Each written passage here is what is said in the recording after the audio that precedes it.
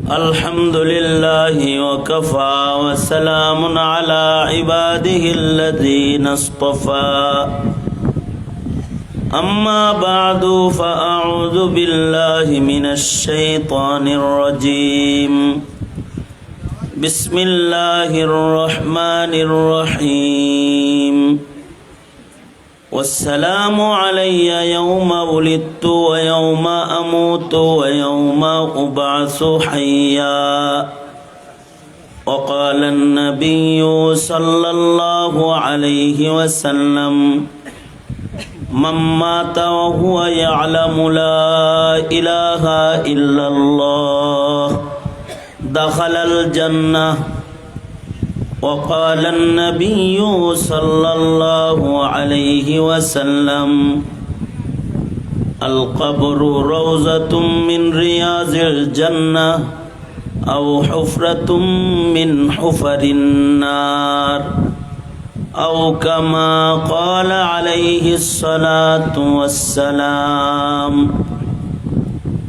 اللهم صل على محمد وعلى آل محمد كما صليت على إبراهيم وعلى آل إبراهيم إنك حميد مجيد اللهم بارك على محمد وعلى آل محمد كما باركت على إبراهيم وعلى آل إبراهيم إنك حميد مجيد মক্কিনগর কবরস্থান আয়োজিত মহতি মাহফিলের মোহতারাম সাদার মোহতারাম সভাপতি উপস্থিত হজরত বুজুর্গ উলামায়ে কেরাম সম্মুখপানে সমবেত দিন প্রিয় ইসলাম প্রিয় দিনদারি ইমানদার মুমিন মুসলমান ভাইয়েরা, পর্দার আড়াল থেকে আলোচনায় শামিল মা বোনেরা, বিশ্বজগতের মালিক বিশ্ব প্রতিপালকের বিশ্ব দরবারে কালিমাতুশ শকর যে মহান রব্বুল আলামিন দয়া করে মায়া করে ভালোবেসে রহমতি বরকতি জান্নাতের টুকরা বাগানে ওলামাদের সোহবতে আমাদেরকে আল্লাহ তাআলা দ্বীনি নসিহতের মাহফিলে বসার তৌফিক দান করেছেন। কালিমাতুশ শকর পড়ি, শুকরিয়া আদায় করি, জবান ছেড়ে ভক্তি ভরে সমস্বরে আওয়াজ করে মোহাব্বতে বলুন আলহামদুলিল্লাহ। সন্ধ্যা থেকে শুরু করে এই মধ্যরাত পর্যন্ত ওলামা হযরতগণ পূর্ণুর নসিহাত নুরানি কথা আপনাদেরকে শোনাইছেন। গভীর রাত্রিতে একেবারে মাহফিলের শেষ ভাগে আমি আপনাদের সামনে বসেছি। ইন্তেজামের পক্ষ থেকে বলা হয়েছে কিছু বলার জন্যে, বরকতের নিয়তে কিছু কথা। মানুষের জীবনের তিনটা ধাপ আছে। জন্মের মাধ্যমে মানুষের আগমন দুনিয়াতে হয়, আর একটা ধাপ হলো মৃত্যু। মৃত্যুর মাধ্যমে মানুষের গমন কবরের জগতে হয়। আর বরজখ থেকে ইসরাফিলের সিঙ্গার ফুৎকারের মাধ্যমে মানুষের পুনরুত্থান হবে আল্লাহর আদালতে। এই তিনটা বিষয় যেন সুন্দর হয়, এজন্যে আল্লাহর কাছে দোয়া করা এবং চেষ্টা করা। প্রথম ধাপটা সুন্দর হওয়ার জন্য দোয়া মা বাবা করে, বাচ্চা নিজে করতে পারে না। কিন্তু পরের ধাপগুলো সুন্দর হওয়ার জন্য চেষ্টা যিনি আগমন করে তার করতে হয়। জন্ম যেন সুন্দর হয় এর জন্য মেহনত করে বাবা মায়, কিন্তু মৃত্যু হাসর যেন সুন্দর হয় এজন্য মেহনত করতে হয় বান্দার নিজের। একটি কবরস্থানকে টার্গেট করে মাহফিল, অর্থাৎ মৃত্যুর পরের জগৎটা যেখানে মুমিনদের কাটে, একটি গুরুস্থান কেন্দ্রিক এই মাহফিল। শরীয়তে ইসলামে সামাজিক কবরস্থানের মর্যাদা আছে। কারণ হলো কখনো কখনো গুরুস্থানে একজন নেককারের কবর হইলে তার বরকতে গোটা গুরুস্থানের মাইয়েতের কবরের আযাব আল্লাহ মাফ করে দেয়। আমি রংপুরে গেলাম একটা মাহফিলে, নড়াচড়া করেন না কিন্তু, বসে থাকেন। রংপুরে গেছি একটা মাহফিলে, মিঠাপুকুর এলাকায়। ওখানে যায় দেখি বাড়ির আতালে কবর, জঙ্গলে বাঁশতলার ভেতরে কবর। কবরের অভাব নাই, জায়গায় জায়গায় বিক্ষিপ্ত কবর, যেখান দিয়ে যায় ওখান দিয়ে একটা করে কবর আছে। কবরের পাশে গরু বেঁধে রেখেছে, কবরের দেয়ালের উপরে বসে বসে বিড়ি খাইতেছে। কবরগুলো বিক্ষিপ্ত হওয়ায় কবরের আজমত, কবরস্থানের আজমত এলাকার মানুষের ভেতরে নাই। গুরুস্থানের পাড়ে বসে বসে বিড়ি খাইতেছে। কবরস্থানের পাড়ে দাঁড়িয়ে ইসালে সওয়াব করলে অথবা নেককার মানুষের আগমন কবরের পাশ দিয়ে হলে মাইয়েতের কবরের আযাব মাফ হয়। সুবহানাল্লাহ। আগামীকালকে বললেন, রাগ হইছেন? আর যদি কবরস্থানের পাশ দিয়ে কোনো বদকারের গমন হয়, এর একটা বদ তাসিরও পড়ে। এই কারণে আমাদের আকাবির বুজুর্গগণ ভালো কবরস্থানে দাফন হওয়ার জন্য চেষ্টা করছেন। দুনিয়াতে কিছু ভালো কবরস্থান আছে। পৃথিবীর মাটিতে একটা ভালো কবরস্থানের নাম হলো জান্নাতুল বাকি, যে গুরুস্থানটা মদিনাতুল মুনাওয়ারাতে নবীজির রওজার কাছাকাছি অবস্থিত। কবরস্থানটা নবীজির রওজার কাছাকাছি হওয়ার কারণে আশা করা যায় এই গুরুস্থানে যারা মাইয়িত হবে তাদের কবরের আযাব মাফ। এই কারণেই কিয়ামত পর্যন্ত মানুষ ওই গুরুস্থানের মাইয়িত হওয়ার দোয়া করবে, করেছে, করবে। হযরত উমর সারা জনম দোয়া করছেন, আল্লাহ আমি যেন মদিনায় মৃত্যু হয় আর কবরটা যেন মদিনায় রসুলের রওজার আশপাশে হয়। আল্লাহ দোয়া কবুল করছেন। কিয়ামত পর্যন্ত আকাবিররাই দোয়া করবে, বকিয়ে মুকদ্দাস পে হো মেরি মরকদ, বকিয়ে মুকদ্দাস পে হো মেরি মরকদ, হমেশা রহু মাই কিনারে মদিনা, হমেশা রহু মাই কিনারে মদিনা। এটা আকাবিরদের একটা দোয়া যে আল্লাহ আপনি আমাকে মদিনায় মৃত্যু দিয়েন, কবরটা যেন জান্নাতুল বাকিতে হয় আর আমি যেন মদিনায় নবীর কাছাকাছি এক কোণে শুয়ে থাকতে পারি। কারণ হলো নবীর কবরের আশেপাশে কারোর কবর হইলে তার কবরটা নিরাপদ। কোরআনে হাকিমে ভালো কবর যে এলাকায় আছে ওই এলাকার গুণগান গাওয়া হয়েছে। যেমন নবীজির মেরাজের আলোচনা করতে গিয়ে আল্লাহ তাআলা বলতেছেন, সুবহানাল্লাযী আসরা বিআবদিহি লাইলাম মিনাল মাসজিদিল হারামি ইলাল মাসজিদিল আকসা। এরপরে বলতেছেন, আল্লাযী বারাকনা হাওলাহু লিনুরিয়াহু মিন আয়াতিনা। পুত পবিত্র ওই সত্তা যিনি মসজিদুল হারাম থেকে মসজিদুল আকসায় তার বন্ধুকে রাত্রিকালীন সফর করাইছেন, যেই মসজিদুল আকসার আশপাশকে আল্লাহ তাআলা বারাকনা হাওলাহু, আল্লাহ বলেন যে এর আশপাশকে আমি বরকত পূর্ণ করেছি। এই বরকতগুলো দেখানোর জন্য আমি আমার হাবিবকে আকসায় নিছি, লিনুরিয়াহু মিন আয়াতিনা। এর ব্যাখ্যায় মুফাসসিরিনরা লিখেছেন, মসজিদুল আকসার আশপাশে হাজার হাজার পয়গম্বর নবী রাসূলদের কবর আছে। আল্লাহ তাআলা এগুলো তার বন্ধুকে দেখাইছেন। এমনকি সহিহ হাদিসে বর্ণিত, রাসূল বলেন আমি যখন যাইতেছি তো দেখি মুসা আলাইহিস সালাম কবরের ভিতরে নামাজ পড়তেছে। আল্লাহু আকবার বলেন। তার মানে নবীজিকে কবরের চিত্র যে দেখানো হয়েছে এটা নবীজি নিজে মেরাজ থেকে এসে আবার বলতেছেন। তাইলে বোঝা যায় ভালো জায়গায় কবর হইলে এর প্রশংসা, এর বরকতের কথা আল্লাহ নিজে বলেন। এ কারণে পারিবারিক কবরস্থানের চাইতে সামাজিক কবরস্থান অনেক মূল্যবান। কারণ পরিবারে অনেক সময় সবাই গুনাহগার হয়, কিন্তু সামাজিক গুরুস্থানে হাজারো মাইয়িতের দাফন হয়, এদের কেউ যদি আল্লাহর পেয়ারা হয় তার কারণে সবার কবরের আযাব মাফ হয়ে যায়। এই কথাটাই যেটা আমি আপনাদেরকে বললাম এখন, এইটাই কাসিমুল উলুমি ওয়াল খায়রাত কাসেম নানতবী রহমাতুল্লাহ আলাইহি এক মাহফিলে বসে বলতেছিলেন, এক মজলিসে বয়ানে বলতেছিলেন। যিনি দারুল উলুম দেওবন্দ মাদ্রাসার বাণী কাসেম নানতবী, দোনো হাত উপরে তোলেন তো। আপনারা মনে করেন না যে ফরিদি সাহেব যেমন 2 ঘন্টা ওয়াজ করছে,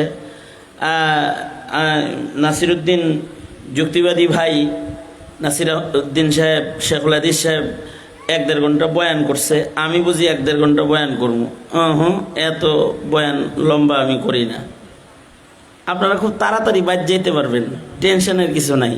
চুপ করে বৈশা কয়েকটা কথা শোনেন, স্মরণ থাকলে লাভ হইতে পারে। দোনা তো উপরে দিলেন, নানা যারা দেন তো আপনি না হুজুর, ওই আমি একের সাথে একটু খাতির লাগাই দিচ্ছি। মাঝ রাত দেন না, 11:30 বাজে। আমি কিন্তু মাগরিব পড়ছি গোপালগঞ্জে, কিন্তু আমি জানি আমাকে রাত 10:30টার আগে ওঠানোর কোনো সম্ভাবনা নাই। এই জন্য ওখানে বসেছিলাম, আস্তে আস্তে ধীরে ধীরে আইছি। আসার পরেও 1 ঘন্টা আমারে 30 প্রকার খাওয়াইছে আগে, তারপরে এখানে আসছে। আমি খাওয়ানোর আইটেম দেখে বসতেছি আরো 1 ঘন্টা দেরি হইব।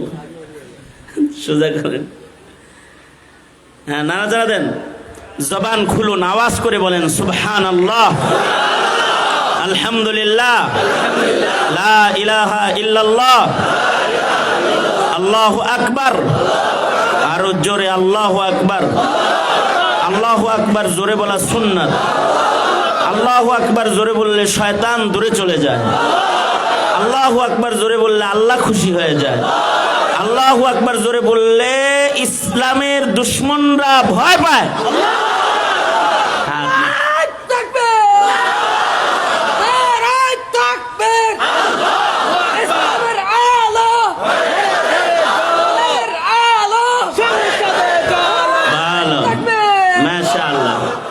এখনো ঘুম আছে বাপ? হ্যাঁ, খেয়াল আছে তো? কি বলতেছিলাম, কি দিনে বলতেছিলাম? কাসিমুল উলুমি ওয়াল খায়রাত। এই কথাগুলো যেগুলো আমি বলতেছি, এইরকমই কিছু কথা বলতেছিলেন যে কখনো কখনো একজন নেককারের কবরের কারণে গুরুস্থানের সবার কবর জান্নাতের বাগান হয়ে যায়। এই মজলিসে বসা ছিল এক লোক, সাধারণ পাবলিক, হযরত কাসেম নানতবীর খাদেম, নাম তার আল্লাদিন। নাম কি? আল্লাদিন। আল্লাদিন কয় আমল করছে একজন, আর জান্নাতে যাইব 100 জন। হইল কিছু কথা? এটা কেমনে সম্ভব? এই প্রশ্ন ছুড়ে মেরেছে। আল্লাহ তাআলা আল্লাহ পাকের কথা বলার সময় কখনো কখনো দৃষ্টান্ত দিয়ে কথা বলেছেন। যেমন ইলিমের কথা আল্লাহ বলবেন, তো ইলিমকে দৃষ্টান্ত দিয়ে চোখের সাথে তুলনা করেছেন। লা ইয়াস্তাবিল আ'মা ওয়াল বাসীর। দৃষ্টান্ত দিয়ে বললে মানুষের কথা বুঝতে সহজ হয়, উদাহরণ দিয়ে কথা বললে। আল্লাহ পাকের দেয়া উদাহরণের উপরেও একটা কিতাব আছে, কিতাবের নাম আমসাল আল কোরআন। আলেমরা যারা আছে নামটা মুখস্থ রাখলে ভালো। একটা কিতাবেরই নাম আমসাল আল কোরআন, কোরআনে বর্ণিত দৃষ্টান্তাবলী। নবীজি হাদিসেও দৃষ্টান্ত দিয়ে কথা বলেছেন। এ কারণে আরেকটা কিতাবের নাম আছে আমসাল আল হাদিস, হাদিসে বর্ণিত দৃষ্টান্ত বলি। যেমন নবীজি ইসলাম বুঝাইতে যায় কয় ইসলাম একটা ঘরের মতো, তাঁবুর মতো। একটা তাঁবুর যেমন 4টা খুঁটি আছে, একটা দুর্বল হইলে ঘর দুর্বল হয়ে যায়। বুনিয়াল ইসলামু আলা খামসিন, ইসলামেরও 5টা স্তম্ভ আছে, এর একটা দুর্বল হয়ে গেলে ধর্ম মানা দুর্বল হয়ে যায়। দৃষ্টান্ত দিয়ে আল্লাহর রাসূল কথা বলেছেন। কাসেম নানতবী আল্লাহ দিনের প্রশ্নের উত্তর দৃষ্টান্ত দিয়ে দিলেন। হাদিসও বললেন না, আয়াতও বললেন না, আল্লাহ দিনকে জিজ্ঞাসা করলেন, আচ্ছা বলো তো আল্লাহ দিন, এই যে তাল পাখা দিয়ে আমারে বাতাস দিতেছে, এই দেয়া বাতাস আমাকে কেন্দ্র করে দিতেছে আমাকে, কিন্তু বাতাসটা আমার ডানে বামে যারা আছে তাদেরও কি উপকার হইতেছে? তাদের গায়েও কি বাতাস লাগতেছে কি না? তা আল্লাহ দিন কয় লাগবই তো, যদিও বাতাস দিতেছে আপনারে, ডান পাশেও লাগতেছে, বাম পাশের লোকেরও বাতাস লাগতেছে। কাসিমুল উলুমি ওয়াল খায়রাত বলে, তোমার তাল পাখার বাতাস যদি একজনকে দেওয়ার কারণে তার ডানে বামে যারা রয় তাদের যদি উপকার হয়, তাহলে জান্নাতের বাতাস যদি আল্লাহর কোনো পেয়ারার কবরে প্রবাহিত হয়, তার প্রবাহিত বাতাসের ধাক্কা বুঝি আশপাশের কবরে লাগবে না? এটা কি তোমার মন কয়? তোমার তাল পাখার বাতাসে যদি একজনকে বাতাস দিয়া বহুজনের কিছু উপকার হয়, গুরুস্থানে একজন নেককার মাইতের কারণে কখনো কখনো মহান আল্লাহ গুরুস্থানের সবার কবর জান্নাতের বাগান বানায় দেয়। এ কারণে কবরস্থান উদ্বোধন উপলক্ষে কবরস্থানকে কেন্দ্র করে এই মাহফিল, যাতে হাজারো মানুষ এখানে ঘুমাইতে পারে।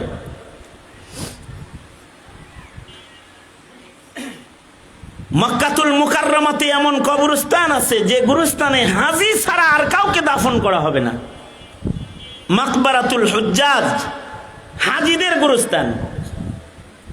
আলহাজ যে সে জায়গা পাবে, পাবলিক যে তাকে জায়গা দিবে না। সুহাদাদের কবর ছিল আগের যুগে, যেই গুরুস্থানে শহীদ ছাড়া আর কাউকে কবর দেওয়া হতো না, কারণ শহীদরা নিশ্চিত কোরআন হাদিসের বর্ণনা মতে বিনা হিসাব জান্নাতি, তাদের কাছে কোনো গুনাহগার শোয়া তাদের কষ্ট দেওয়ার দরকার নাই। এমনকি উজবেকিস্তানে একটি কবরস্থান আছে, যেই গুরুস্থানে 1 লক্ষ হাদিস মুখস্থ থাকলে দাফন হইতো। গুরুস্থানটার নাম মাকবারায়ে মুহাম্মাদিয়া। এই গুরুস্থানে ইমাম বুখারী রহমতুল্লাহ আলাইহির 17 জন উস্তাদ ওখানে ঘুমায় রয়েছে। আশ্চর্য, গুরুস্থানের জমিন অক্ফকারী, উনি জমি অক্ফ কইরা জমিনের উপরে সাইনবোর্ড লাগায় দিছে, এই গুরুস্থানে কেউ দাফন হইতে হলে 2 শর্ত পুরা করতে হইব মরার আগে। 1 নাম্বার শর্ত, তার নাম হইতে হবে মুহাম্মদ। নবীর নামে নাম হইলে গুরুস্থানে জায়গা আছে, ওল্টু বল্টু সল্টু জায়গা নাই। বুঝেন নাই কথাটা? নাম যদি হয় নবীর নামে নাম মুহাম্মদ, গুরুস্থানের নামই মুহাম্মাদিয়া কবরস্থান। যদি আল্লাহর রাসূলের নামে নাম হয় তাহলে গুরুস্থানে জায়গা পাবে, 1 নাম্বার শর্ত। 2 নাম্বার শর্ত হলো 1 লক্ষ হাদিস সনদ সহ তার মুখস্থ থাকা লাগবে। 1 লাখ হাদিস সনদ সহ মুখস্থ থাকা তো ছোটখাটো কোনো কারবার নয়, এটা তো একটা কঠিন কাজ। আমাগর কয়টা হাদিস মুখস্থ আছে?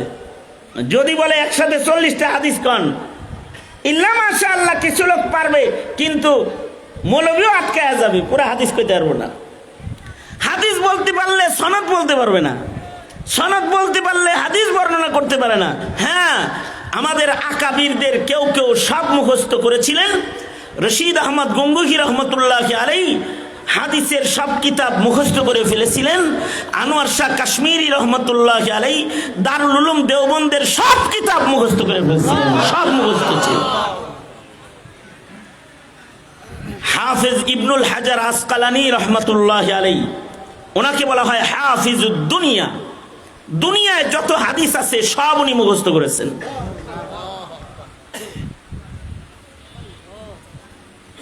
আমাদের আকাবির বুজুর্গগণ বাপ দাদারা এরকম বড় আলেম ছিল, ইবনুল হাজার আসকালানী রহমতুল্লাহ আলাইকে আল্লাহ তাআলা উলুমুল হাদিসের এবং ফুনুনাতের ইলম এত দিয়েছিলেন যে দুনিয়ায় ওনার যুগে যত ইলম ছিল সব ওনার মুখস্থ ছিল, কম্পিউটার ছাড়া মাথায় ছিল।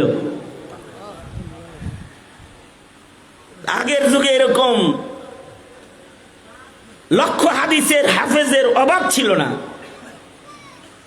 1 লাখ হাদিস মুখস্থ মানুষ অ্যাভেলেবেল ছিল, এমনকি 6 লাখ হাদিসও মুখস্থ ছিল। যেমন ইমাম বুখারী রহমতুল্লাহের দাদা উস্তাদ, ইমাম বুখারীর উস্তাদ আলী ইবনুল মাদিনীর উস্তাদ আবু জুরআ রাজি রহমতুল্লাহ আলাইহি, ওনার 6 লাখ হাদিস মুখস্থ ছিল। 6 লাখ। নবী টোটাল হাদিস 7 লাখ, আর ওনার একাই ছিল 6 লাখ মুখস্থ। ওনার কাছ থেকে ওনার ছাত্র হাদিস মুখস্থ করে। তো খালি কয় আনাবি জুরা ক্বাল আবু জুরা সামিআতু আনাবি জুরা ক্বাল, এরকম খালি মুখস্থ করে। তো ওনার ছাত্র হাদিস মুখস্থ করে, বারবার আবু জুরা আবি জুরা উচ্চারণ করে। তো বউ রাগ হয়ে গেছে, আমার নাম একবার লয় না, খালি কয় আবু জুরা আবু জুরা। তো বউ কয়, হেই এইটা কার নাম লও, এত লইতে হয় একজন মানুষের নাম?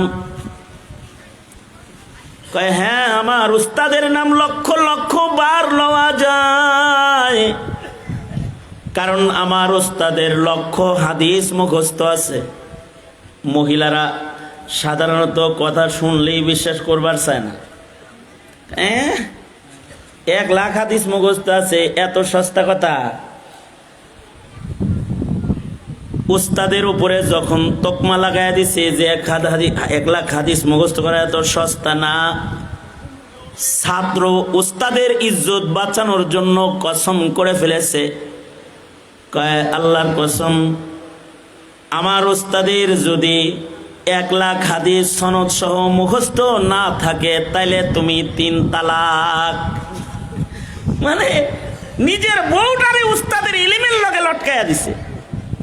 এখন যদি হাদিস মুখস্থ থাকে তাহলে বউ থাকবো, আর যদি হাদিস মুখস্থ না থাকে তাহলে 3 তালাক, বউ শেষ, আড়াইছে। রাগে কথাটা তো বলছে, সকালবেলায় দুজন চিন্তা করতেছে আসলেই কি মুখস্থ আসেনি নাকি বউটা গেল গা। স্বামী স্ত্রী 2 জন আবু জুরআ রাজি রহমতুল্লাহের কাছে গেছে, যা বলে উস্তাদজি আপনার কি 1 লাখ হাদিস মুখস্থ আসেনি? গোপন কথা জিগাও কেন, কমু কেন? কয় না, একটু প্যাসে পড়ছি। কি প্যাস?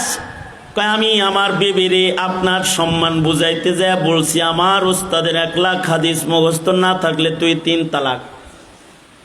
এখন আপনার যদি মুখস্থ না থাকে তাহলে তো আমার বউটা হারায় গেছে।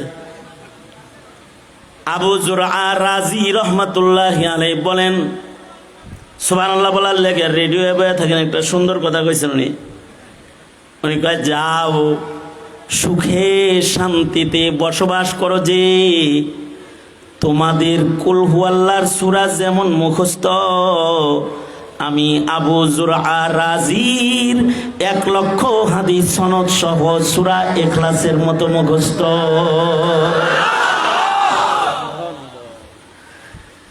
তারপরে কয় 1 লাখ তো মুখস্থ আছে কুল হুয়াল্লাহর সূরার মতো, আর এছাড়া আমার কাছে 6 লক্ষ হাদিস মুখস্থ আছে। ইমাম বুখারীর কাছেও 4 লক্ষ হাদিস ছিল, কিন্তু তার থেকে মাত্র কয়েক হাজার হাদিস উনি বুখারী শরীফে লিখে দিয়ে গেছে। এই যে হাদিস হিফজ করা, এইটারও একটা প্রতিযোগিতা হইতো আগে। এখন যেমন ইন্টারন্যাশনাল হাফেজ হইলে পরে 1 নাম্বার যারা হয় তাদেরকে 70 লক্ষ 80 লক্ষ টাকা পুরস্কার দেয়, কোরআন মজিদ বিনা লোকমায় পড়ে হিফজের কম্পিটিশনে। তবে ওই সময় যারা হাদিস মুখস্থ করতো তাদেরকে ভালো গুরুস্থানে জায়গা দিত। এই গুরুস্থানের শর্ত ছিল যে 1 লক্ষ হাদিস যদি মুখস্থ কেউ করে সনদ সহ, তাহলে এখানে মাইয়িত হইতে পারবে।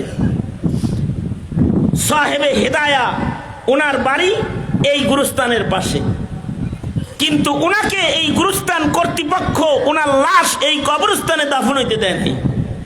কেন? ওনার লক্ষ হাদিস মুখস্থ থাকলেও ওনার নাম মোহাম্মদ না, এ কারণে এই গুরুস্থানে জায়গা দেয়নি। দুই শর্ত পুরা হয় না? কত কঠিন শর্ত দিয়েছে। প্রায় ১৫০০-এর উপরে হাফিজুল হাদিসরা এক গুরুস্থানে শুয়ে রয়েছে।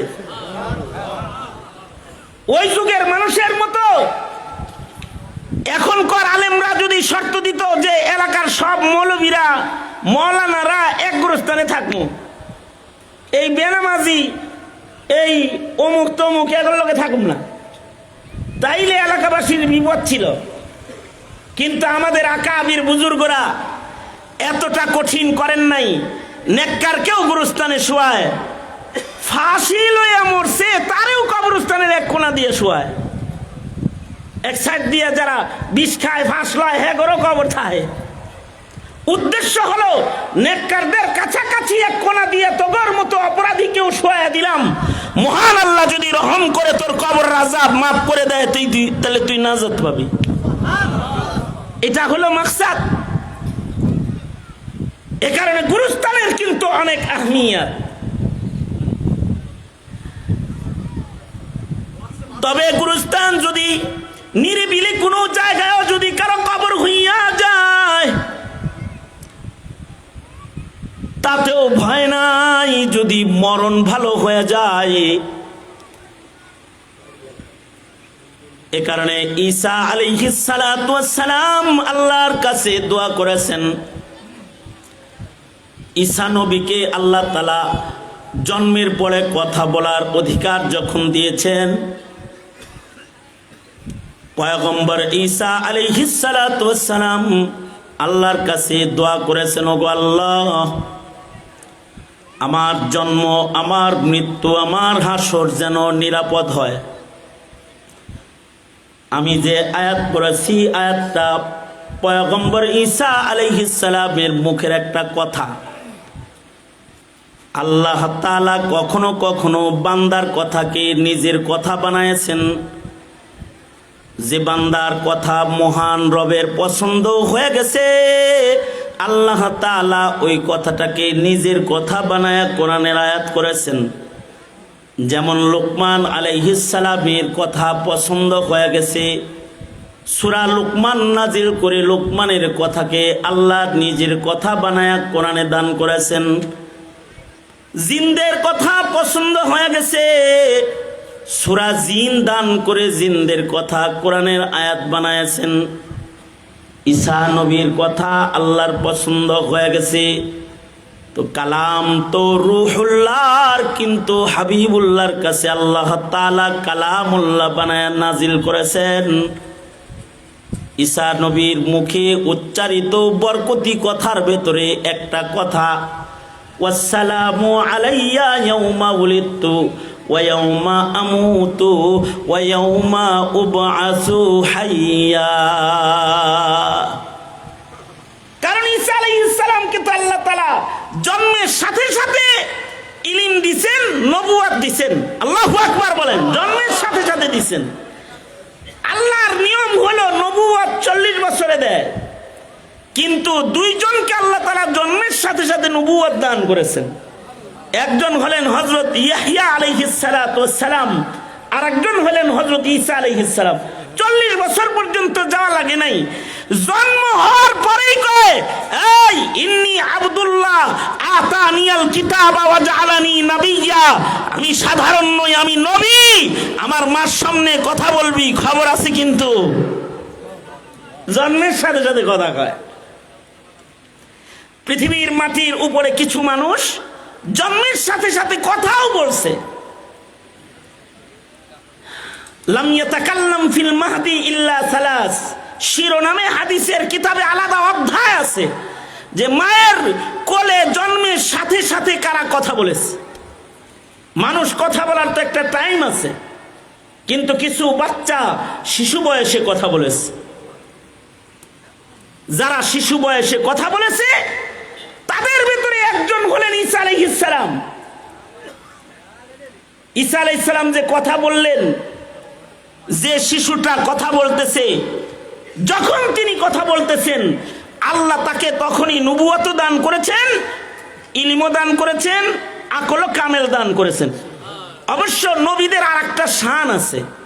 নবীদের আর একটা শান হলো, আমাদের আক্কেল বুদ্ধি আইতে 16, 17, 18 বছরেও হয়, কারোর কারোর তো 80 বছরেও আক্কল হয় না, ঠিক না? মানে আমাদের আক্কল কিছু হইতে কত বছর বালেগ হইতে হয়, বড় হইতে হয়, শিক্ষা দীক্ষা হইতে হয়, তয় কিছু আকল হয়। কেউ কেউ এমন আছে যেগুলোর 80 বছরও আকল হয় না। কেউ কেউ তো এত বেকুব আছে, মাস্টার ডিগ্রি অর্জন করার পরেও আকল হয় না। এতটুকু আকল তখনও হয় না যে চেহারা দেখা ভালো মন্দ বুঝবে। নেককার রে জঙ্গি বইলা গালি দেয়, আর জঙ্গি রে সার বইলা ডাক দেয়। মানে কতটা বেকল বড় হওয়ার পরেও। কিন্তু নবীদের হালাত ভিন্ন। নবীদেরকে আল্লাহ তাআলা জন্মের সাথে সাথে পরিপূর্ণ আকল দান করেন, সকল নবীদেরকে। এই কারণেই মুসা আলাইহিস সালাম জন্মের পরে ওনার আকল চেক করা হয়েছে। একবার মুসা আলাইহিস সালামকে ফিরআউন কোলে লইতে গেছে। বাচ্চা কোলে লইলে তার একটু আদরও করতে মনে চায়। নবীরা যেহেতু সবাই দেখতেও সুন্দর, মুসা নবী দেখতে সুন্দর, ফিরআউনের মনটা চাইতেছে একটু চুমা টুমা দেই, মুখটা কাছে নিচে আদর করবার লাগা। মুসা নবী তো আকল মন্দ। মুসা আলাইহিস সালাম চিন্তা করলেন, এই রকম একটা নাপাক মুখের চুমা মিলমু, এইটা হইতে পারে না। যখনই কোলে লইয়া খালি মুখটা ভাও করছে, চুমাটা দিবে, আর মুসা আলাইহিস সালাম একটা থাপ্পড় গালের ভিতরে বসায়া দিছে। তাফসীরে আছে ফিরআউন চিৎকার দিয়ে উঠছে, এই আসিয়া আমারে মারছে রে, চিল্লায় উঠছে, আমারে মার দিছে। কে মার দিল? কই যে তোমার ছেলে, এইটা আমারে মারছে, এইটাই নবী হইব, এইটারই মারতে হইব। হযরত আসিয়া বলে, আমি তোমারে চিনি না, তুমি কত 2 নাম্বার লোক। তুমি শেষ বেলায় বনি ইসরাইলের সব বাচ্চা মাইরা আমি একটা বাচ্চা পালি, এইটারে মারার ফোন দিয়ে এটা কও তোমারে মারছে, তুমি নিজের গালে নিজে মারছো, ফাইজলামি করতে জায়গা পাও না। না কয়, দেখো আসিয়া, তুমিও আমার এরকম 2 নম্বর মনে করো না, আসলে কিন্তু আমারে মারছে। তো হযরত আসিয়া বলে, বাচ্চাদের কোনো বুদ্ধি হয় নাকি? কয়, না, ওর বুদ্ধি পুরা, ও আমারে চিন্না লাইছে। কয়, তাই নাকি? কয়, হ্যাঁ চিনছে তো, আকল ভালো। কয়, তাইলে আকল পরীক্ষা করো। এখন আকল কিভাবে পরীক্ষা করবে? আগুন আর স্বর্ণ সামনে দিয়ে পয়গম্বর মুসা হামাগুড়ি দিতে জানে, ওনাকে ছেড়ে দিয়েছে। তো মুসা আলাইহিস সালাম ঠিকই বুজ্জা শূন্য আকল মন্দের মতো স্বর্ণের দিকেই যাইতেছে। আল্লাহ তাআলা হযরত জিবরাইলকে বললেন, জিবরাইল, আজকেই যদি আকল প্রকাশ করো গলাটা কাটন যাইব, কিন্তু তাড়াতাড়ি হাত ঘুরাও আর আগুনে ধরাও, স্বর্ণে যেন হাত না লাগায়। তো হযরত জিবরাইল হাত ঘুরায় দিলে পয়গম্বর আগুনে হাত দিলেন। বাচ্চাদের খাসিলত হলো যেটা হাতে লয় ওটা মুখে দেয়, আগুনের কয়লা হাতে নিলেন এবং মুখে দিলেন, তুতলা হয়ে গেলেন। যেহেতু পয়গম্বরকে আল্লাহ তাআলা ছোট্টবেলায় তুতলা বানাইছেন আগুন মুখে দেওয়া, আল্লাহ যদি আকল না দিতেন তাইলে তো উনি আগুন ধরতো, স্বর্ণের দিকে যাইতো না, আগুনের দিকে যাইতো, তাইলে তো আর ওনার তুতলা হওয়া লাগতো না।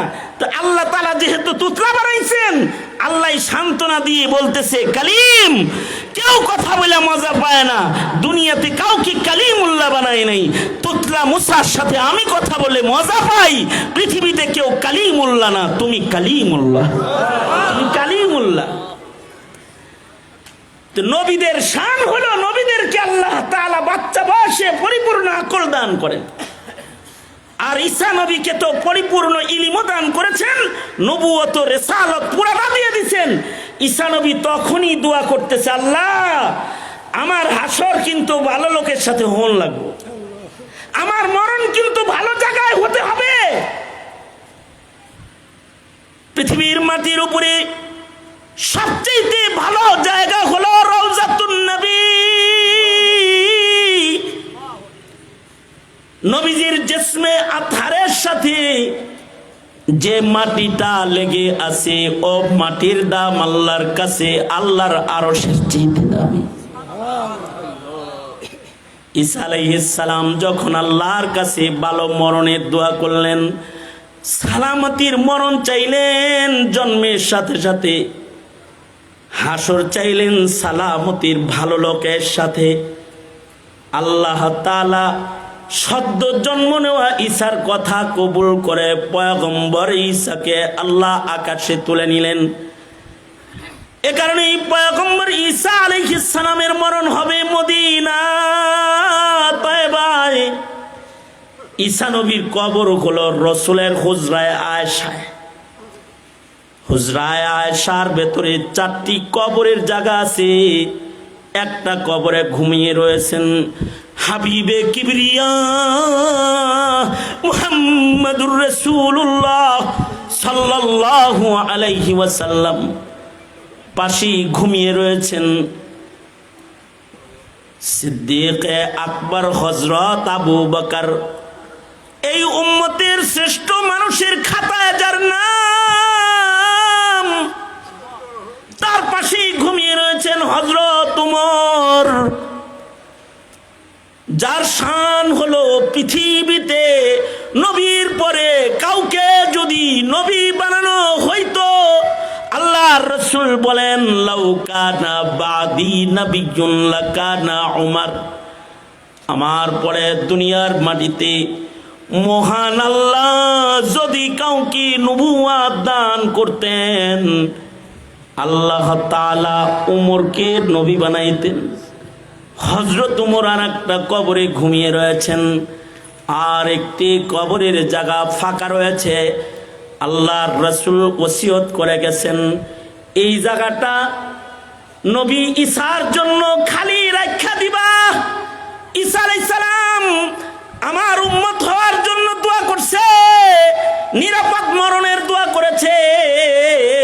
মহান আল্লাহ পয়গম্বর ঈসাকে আকাশে তুলে রেখেছে, করবে কিয়ামতে আমার মিশন বাস্তবায়ন করতে। নবী ঈসা জমিনে আসবে, দামেস্কের জামে মসজিদে অবতরণ করবে, দাজ্জালকে কতল করে কালিমার ঝান্ডাকে উঁচু করবে, মদিনায় ইকামত করবে। আগমনের পরে 40 বছর ঈসা আলাইহিস সালাম হায়াত পাবে, নিরাপদ স্বাভাবিক একটা মরণ ঈসা নবীর মদিনায় তয়বায় হবে। রাসূলে আরবীর কবরের পাশে পয়গম্বর ঈসা দাফন হবে। আর হাসরের কঠিন ময়দানে আল্লাহর কাছে দোয়া করেছেন, আল্লাহ আমার হাসরটাও সালামতির কইর। নবীজির পাশাপাশি হযরত ঈসা আল্লাহর আদালতে দাঁড়াবে। এগুলো সব ঈসা নবীর দোয়ার ফসল।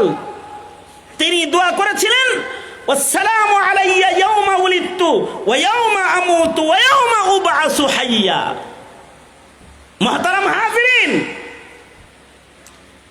এ কারণে মানুষের জিন্দেগীর 3টি ধাপ, এই 3 ধাপ বড় জটিল। আর এই 3 ধাপেরই নিরাপত্তার দোয়া আল্লাহর কাছে করতে হয়। তবে জন্মের নিরাপত্তার দোয়া মা বাবায় করে, মরণ হাসরের নিরাপদ অবস্থান নিজের কামাই করে লইতে হয়। যারা মরার আগে মরণ ভালো কামাই কইরা লয়, তাদের হাসর ভালো হয়, মরণ ভালো হয়, তারা জান্নাতে যাওয়ার রাস্তা তাদের সহজ হয়, বরজখ তাদের জান্নাত হয়।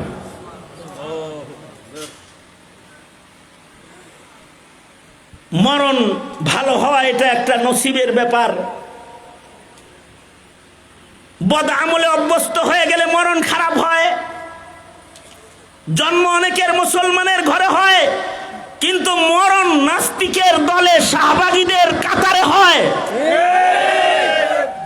জন্ম মুসলমানের ঘরে অনেকের হয়, কিন্তু কাদিয়ানির সাপোর্টার হিসাবে, কাফের হিসাবে অনেকের মরণ হয়। ঠিক বললেও ঠিক, না বললে এটাই ঠিক, এটা কোনো ব্যাঠিক কথা কইতে আসি না। জন্ম অনেকের মুসলমানের ঘরেই হয়, ডান কানে ইকামত হয়, বাম কানে, ডান কানে আযান হয়, বাম কানে ইকামত হয়, কিন্তু আসাদ নূরের দলে দৌড়াইতে দৌড়াইতে অনেকের মরণ হয়ে যায়, মরণ হয়ে যায়। দিনদারির অভাবে মানুষের মরণ হাসর খারাপ হয়। আমি বৈশাই যেহেতু আপনাদের সাথে ওয়াদা করেছি যে লম্বা কথা বলবো না, তাই আরেকটা দৃষ্টান্ত দিয়ে আমি আমার কথা গুটায় আনার দিকে চেষ্টা করব। সেটা হলো, আমার এক ক্লোজ ফ্রেন্ড মুফতি সাহেব, উনি ওসিয়ত মাফিক এক মাইয়িতের জানাজা পড়াইছেন কিছুদিন আগে, মাইয়িতের জানাজা পড়াইছেন। আর আমার এই বিষয়বস্তু নিয়ে আলোচনা করার কারণ হলো একটি কবরস্থানের উদ্যোগে মাহফিল, তাই এই কথাগুলো আমি বলতেছি। তো ওসিয়ত মাফিক মুফতি সাহেব মাইয়িতের জানাজা পড়াইতে হাজির হয়ে গেছেন, জানাজা পড়াইছেনও। কারা কারা ঘুমাইছেন হাত তোলেন তো দেখি। ঘুমাইলে হাত তুললেন কেমনে? তার মানে আপনারা খেয়াল করে কথা বলেন নাই। কারা কারা ঘুমান নাই, জাগ্রত আছেন, দুনো হাত তোলেন দেখি। মাশাআল্লাহ, আল্লাহ কবুল করেন। মৌলানা, আগামী বছরও আমার দাওয়াত দেয় না, রাত 1টার সময় মাইকে দিয়েন। হ্যাঁ, আপনি অনেক ভালো, ঠিক আছে। হাফেজ মৌলানা উবাইদুল্লাহ আমার মুরিদ, মুরিদ পীরের এইরকম জাত করে, এরকম মুরিদ পাইছি না কোনো জায়গায়। হে আমারে দাওয়াত দিয়ে আনছে, আমারে বয়ান দিব তো 9টার সময় বয়ান দিয়ে হুজুর আপনি যান গা। হে আনছে রাত 12টার সময় আমার এনে ওয়াজ করতে আপনাদের সামনে। চিন্তা করছেন? বহারহাল এই কারণে আমি যে দিল খুলা লম্বা সময় নিয়ে কিছু কথা বলবো, এ ধরনের শারীরিক ধৈর্য না আমার আছে না আপনাদের আছে, এই কারণে কথা লম্বা করার সুযোগ নাই। এই কারণে বারবার আপনাদের হাত তুলাই, যেন সংক্ষেপ কথা বুঝতেছেন কি বুঝতেছেন না একটু তাল করবার লেগা। কারা কারা আসলে জাগ্রত আছেন হাত তোলেন তো দেখি। আচ্ছা, এখনো যে সতেজ আছেন এটা বোঝানোর জন্য আওয়াজ করে বলেন সুবহানাল্লাহ। পুরা গ্রামবাসীকে জানান দেন, বলেন আল্লাহু আকবার। আরো জোরে বলেন আল্লাহু আকবার। বলেন লা ইলাহা ইল্লাল্লাহ, লা ইলাহা ইল্লাল্লাহ। এই হাত নামান। এইবার শোনেন, যাক না যেহেতু সবাই এবার শোনেন। তুই জানাজা পড়ানোর জন্য মুফতি সাহেব মাইয়িতের সামনে হাজির। এই মাইয়িতের এক ছেলে জার্মান থাকে, বাবার ইন্তেকালের খবর শুনে জার্মান থেকে সে বাংলাদেশে এসেছে। সে আসার পূর্ব পর্যন্ত সময়গুলো, এই শুনেন, সে আসার পূর্ব পর্যন্ত সময়টা এই মাইয়িতের লাশ ফ্রিজে রাখা হয়েছে। ওই যে লাশ রাখার জায়গা আছে না হাসপাতালে, যেখানে 2-4 দিন বড় বড় ফ্রিজ রাখা দেওয়া যায়, হেনে রাখা হয়েছে। এই 3-4 দিন পরে জার্মান থেকে ওনার ছেলে আইছে, এরপরে আর জানাজা হয়েছে। একটা মাসালা শুনেন, বান্দা মরার পরে নেককার বান্দা আপন জনদেরকে বলতে থাকে, আজ্জিলুনি আজ্জিলুনি, এই আমারে দেরি করিস না, আমি তো আমার রবের কাছে যাইতেছি, আমি তো জান্নাতে যাইতেছি, নাপাক দুনিয়ায় আমারে রাখিস না, তোরা তাড়াতাড়ি আমারে কবরে শোয়া দে। এমনকি সাহাবীদের জমানায়ও আল্লাহর রাসূলের জন্য জানাজা দাফন দেরি করা হতো না। রাতের বেলায় মারা গেছে তো রাতের বেলায় দাফন হয়ে গেছে। আল্লাহর রাসূল সাল্লাল্লাহু আলাইহি ওয়াসাল্লাম নিজে জানাজা পড়ানোর আগ্রহ প্রকাশ করেছে। এই অমুকরে দাফন করো না, আমাকে খবর দিবা, আমি জানাজা পড়াবো। কিন্তু যিনি মরছে তিনি বলছে আমার আল্লাহর কাছে তাড়াতাড়ি যাওয়া দরকার, রাত্রে যদি মরে যাই নবীরে খবর দিও না, মুনাফিকরা রাস্তায় রাসূলের উপরে আক্রমণ করতে পারে, নবীর দরকার নাই আসার, আমাকে তোমরা দাফন করে কবরে পাঠাইয়া দিও। হযরত তালহা বিন বরা বাচ্চা মানুষ, উনি এই ওসিয়ত করছে এবং ওনার বাবা রাতের অন্ধকারে ওনার জানাজা পড়ে ওনাকে কবর দিয়ে ফেলেছে। আল্লাহর রাসূল পরে জিজ্ঞাসা করেছেন, এই বরা, আমি না বলছি তালহার জানাজা আমি পড়াবো, আমাকে খবর দিলে না কেন?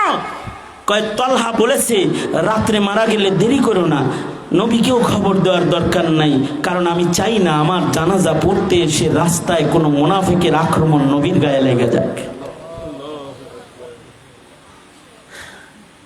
তাড়াতাড়ি দাফন করতে হয়, কিন্তু এখন ফ্রিজে রাখতেছে। আগে তো চা পাতা দিয়ে রাখা টাকা কষ্ট হইতো, রাখতো কম, ইদানিং ফ্রিজ আসার পরে রেখে দেয় 4 দিন 5 দিন 6 দিনও রাখে। সেই জার্মান থেকে ছেলে আসছে, এরপরে জানাজা পড়তেছে। একটা দুঃখজনক কাহিনী হইল, আমার দোস্ত যখন জানাজাটা পড়াইছে, পড়ানোর পরে মাইয়িতের ছেলে তার সাথেই দাঁড়িয়ে আছে, তার নাতিও আইছে দাদার দাফনে। ছোট্ট নাতি বাপেরে বলতেছে, যে কথাটা বলতেছে এই কথাটা হলো শিখার মতো কথা, বুঝার মতো কথা, এখান থেকে শিক্ষা গ্রহণ করার মতো কথা। বাচ্চাটা তার বাবাকে বলতেছে, আব্বু, দাদুর তো জানাজা করা হলো, এখন কি দাদুর লাশ পুড়াবা আগুন দিয়ে? নাউজুবিল্লাহ বলেন, নাউজুবিল্লাহ বলেন। কি বলতেছে? কে বলতেছে? কে বলতেছে? নাতি বলতেছে দাদার লাশ কি পুরানো হবে নাকি, এটা জিগাইতেছে। তার মানে হলো প্রজন্মের ধর্ম শিক্ষার শিকড় এত দুর্বল, আর অপসংস্কৃতির সাথে শিকড় এত সবল, এত গভীর, যে মুসলমান মারা গেলে যে গুরুস্থানে, জান্নাতের বাগানে, কবরস্থানে, যেটা আল্লাহর জান্নাতের টুকরা, ওখানে শোয়ানো হয়, রাউজাতুম মিন রিয়াজিল জান্নাহ, তাকে শোয়ানো হয়, এই কথাটা ও জানে না। ধর্ম শিক্ষা এত দুর্বলতা। তবে হিন্দি ফিল্ম দেখতে দেখতে, হিন্দুদের লাশ পোড়ানোর সিনেমা দেখতে দেখতে সন্তানের হৃদয়ে এটা প্রবেশ করেছে, দাদাকেও বুঝি পোড়ানো হবে। বলুন তো, এই নাতির হৃদয়ে যেমন দাদাকে পোড়ানোর কল্পনা এসেছে, মূর্খতা ছেয়ে গেলে এই ছেলেরাই এক সময় হিন্দুর অনুকরণ করে যারা বৈশাখ পালন করেছে, যারা বিধর্মীদের অনুকরণ করে শিরিক করেছে, এরা বিধর্মীদের অনুকরণ করে নিজের পিতার লাশ জ্বালায়া দিবে, জ্বালায়া দিবে।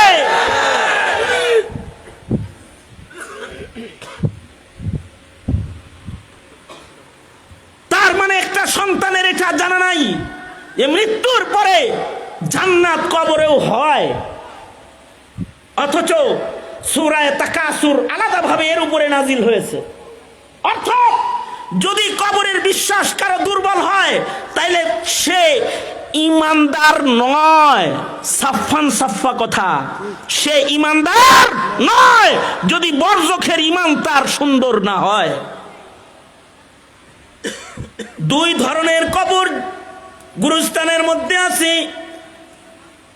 এক ধরনের কবরগুলো জান্নাতের বাগান। আল্লাহর রাসূল বলেছেন, আল কবরু রাউজাতুম মিন রিয়াজিল জান্নাহ আও হুফরাতুম মিন হুফারিন নার। আল্লাহর রাসূল বলেন, কিছু কবর জান্নাতের বাগান, আর কিছু কবর দোজখ।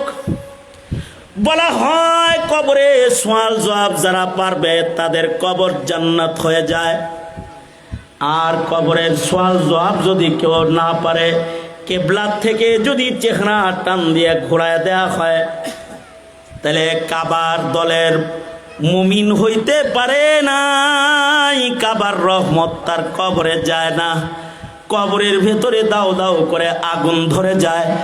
অথবা আল্লাহর রাসূল বলেছেন, বিষাক্ত সাপ বিচ্ছু কবরের ভিতরে ঢুইকা যায়।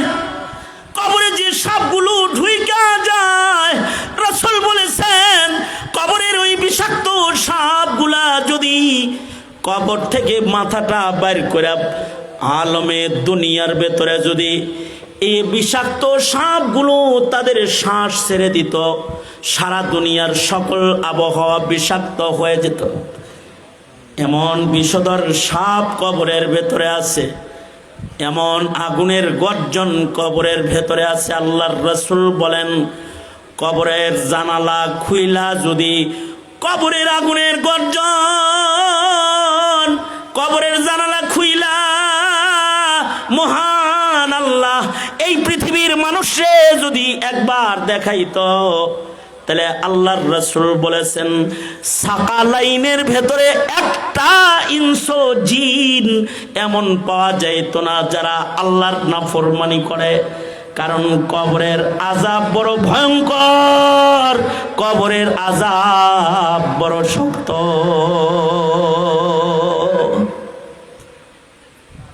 এই কবর কারোর জন্য জান্নাত হবে আর কারোর জন্য দোজখ হবে। কবরে তিনটি প্রশ্ন হবে, সওয়াল জবাব দিতে হবে, সওয়ালের জবাব দিতে হবে। না দিতে পারলে দাউ দাউ করে আগুন জ্বলবে, আর যদি সওয়ালের উত্তরগুলো দিতে পারে নিরিবিলি একলা জায়গায় কবর হলেও খুশবু বেরিয়ে যাবে। আল্লাহু আকবার, জোরে করে বলেন। ওটা তো আলাদা নসিবের ব্যাপার। কি কি প্রশ্ন হবে? মান রব্বুক, তোমার রব কি? মা দীনুক, তোমার ধর্ম কি? সারা জনম ধর্মর উল্টা চইলা দলখানা ছিলা, আর কবরে যাই এই বলবা দ্বীন-ই ইসলাম। এত সোজা না চান্দু, এত সোজা না চান্দু। ওটা তোমার কল্পনা, ওটা বাস্তবতা না, বাস্তবতা না এটা। সারা জনম রাসূলের উল্টা চলে, নবীর দুশমনের সাথে তালিতে দিয়ে চলাফেরা করে, কবরে যাই এই রাসূল দেখা বলবা এটা আমার নবী। এত সস্তা না, কল্পনার জগতে আসো, এত সস্তা না। সুতরাং কবরে যেন প্রশ্নের উত্তর দেওয়া যায় এরকম একটা মরণ দরকার, আর কবর যেন জান্নাত হয় এরকম একটা হায়াত দরকার।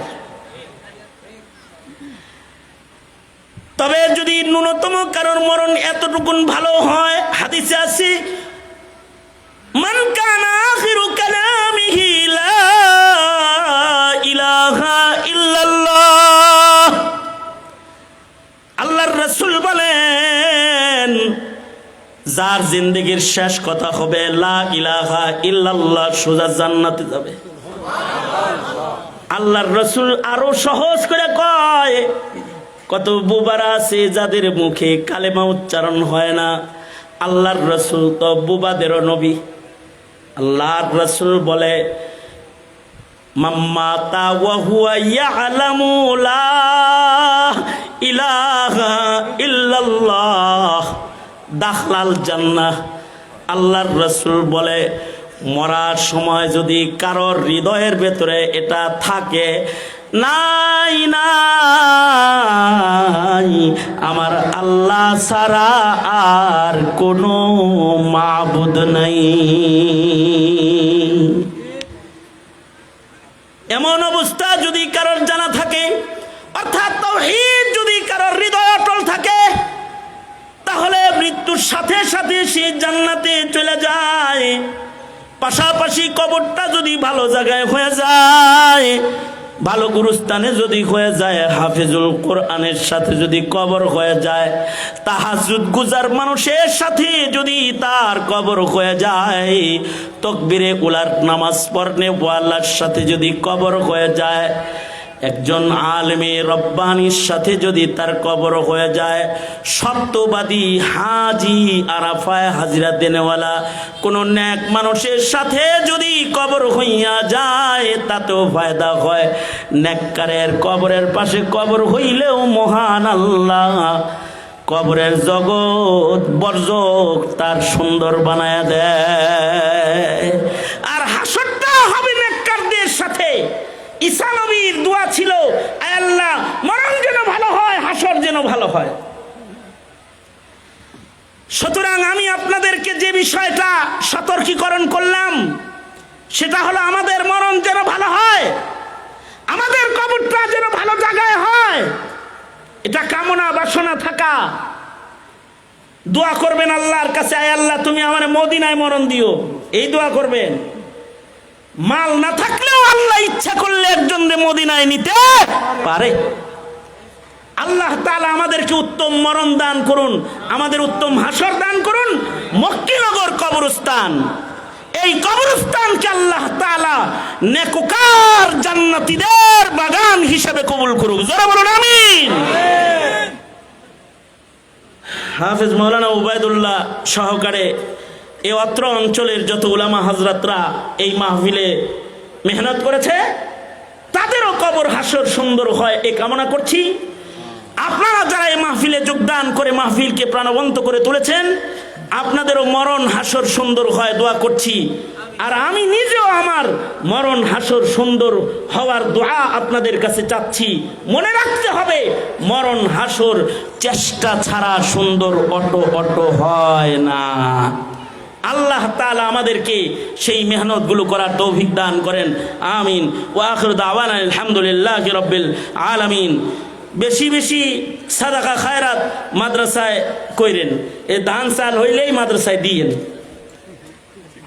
উত্তর হয়ে গেছে না? হ্যাঁ, চাল হইলেই দিয়েন। আগের জমানায় মাদ্রাসাগুলো চাল কালেকশন দিয়েই চলতো, ধান কালেকশন দিয়েই চলতো। দিয়েন, নিজে খায়েন না, খালি তালবে ইলমরাও খাওয়ায়েন, রিজিকের ভিতরে বরকত হইব ইনশাআল্লাহ। বলেন ইনশাআল্লাহ। হুজুর দোয়া করেন। সবাই ইস্তিগফার পড়েন, আস্তাগফিরুল্লাহ রাব্বি মিন কুল্লি যামবি ওয়া আতুবু ইলাইহি, লা হাওলা ওয়ালা কুওয়াতা ইল্লা বিল্লাহিল আলিয়্যিল আযীম। আলহামদুলিল্লাহি রাব্বিল আলামিন, ওয়াসসালাতু ওয়াসসালামু আলা সাইয়্যিদিল আম্বিয়া ওয়াল মুরসালিন মুহাম্মাদিন ওয়া আলা আলিহি ওয়া আসহাবিহি আজমাইন। রব্বুল আলামিন এলাকার এক ঝাঁক যুবক আলেমে দ্বীনরা মেহনত করেছে। হাফেজ মাওলানা উবাইদুল্লাহ আমার সালেক, ইয়া আল্লাহ,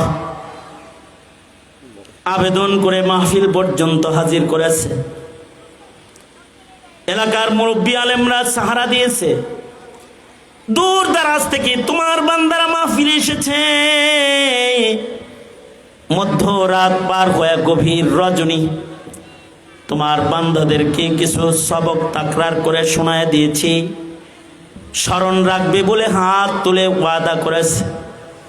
সবাই মিলে ভিক্ষুকের মতো তোমার দরবারে মাপ চাই।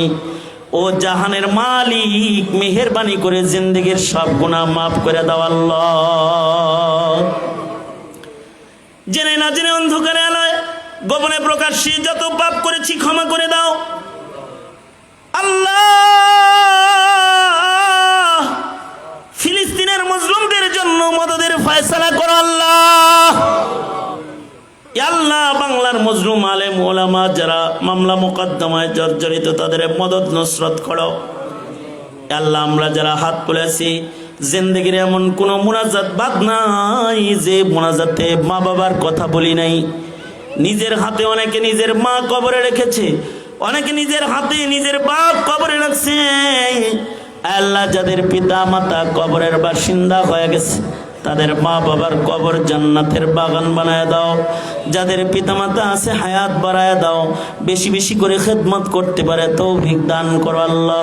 জানি না কোন দোকানের কাফন আমাদের জন্য রেডি হয়ে গেছে, কোন সবের বাস না জানি পেকে গেছে, কখন জানি মসজিদের কোনার পালকি বাড়ির দুয়ারে দাঁড়ায় যায়। কবরের পালকি পাঠানোর আগে কামিল মুমিন বানায় দিও আল্লাহ। আয় রব্বুল আলামিন, আল্লাহ, এই মাহফিল, এই মজলিসকে কবুল করে নাও। এর ওসিলায় এলাকাকে বিদআত মুক্ত করে দাও, সুন্নতের সাজে সজ্জিত করে দাও।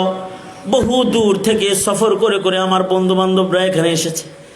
ইয়া আল্লাহ, সুদূর বাঘারপাড়া থেকে সফর করে বন্ধু মাসুম আসছে। ইয়া আল্লাহ, আরো উলামা হযরতরা এসেছে। রব্বে কারীম, যে যেখান থেকে লম্বা সফর করে মাহফিলে শামিল হয়েছে, কদম কদম নিরাপত্তা দিয়া আল্লাহ তাদের তুমি বাড়ি ফিরাইয়া দিও রব্বুল আলামিন। আমরা যারা হাত তুলেছি, আল্লাহ, তোমার নবীর রওজার পাশে আমাদের কবর করে দিও আল্লাহ। বারবার তোমার নবীর কবর জিয়ারত করার তৌফিক আমাদের দিয়ে দিও আল্লাহ রব্বুল আলামিন। আমাদের আলো আওলাদদেরকে নেককার পরহেজগার বানায়া দিও আল্লাহ। মা বোনদের আবেদা সালেহা কানেতা জাহিদা বানায় দাও। আল্লাহুম্মা জাআল সারনা আলা মান যালাবানা ওয়ানসুরনা আলা মান আদানা ওয়ালা তাজআল মুসিবাতানা ফি দীনিনা ولا تجعل الدنيا أكبر همنا ولا مبلغ علمنا ولا غاية رغبتنا ولا تسلط علينا من لا يرحمنا اللهم زدنا ولا تنقصنا وأكرمنا ولا تهنا وأعطنا ولا تحرمنا وآثرنا ولا تؤثر علينا وأرزنا وارض عنا يا كريم اللهم إنا نعوذ بك من الفتن ما ظهر منها وما بطن اللهم إنا نعوذ بك من إبليس وجنوده ومن الشيطان والشرك اللهم إنا نعوذ بك من البؤس والتباؤس اللهم إنا نعوذ بك من خليل ماكر عيناه يريان وقلبه يرعان إن رأى حسنة دفنها وإن رأى سيئة أذاعها اللهم عافنا في قدرتك اللهم عافنا في قدرتك وادخلنا في جنتك نسألك دوام العافية وتمام العافية والشكر على العافية نسألك الرضا بالقدر والفوز في القضاء ونزل الشهداء وعيش السعداء ومرافقة الأنبياء والنصر على الأعداء إنك سميع الدعاء اللهم أعنا بالعلم وزينا بالحلم وأكرمنا بالتقوى وجملنا بالعافية اللهم إنا نسألك الرضا بالقدر اللهم اجعلنا من التوابين واجعلنا من المتطهرين واجعلنا من عبادك الصالحين سبحان ربك رب العزة عما يصفون وسلام على المرسلين والحمد لله رب العالمين آمين آمين برحمتك يا أرحم الراحمين مصطفى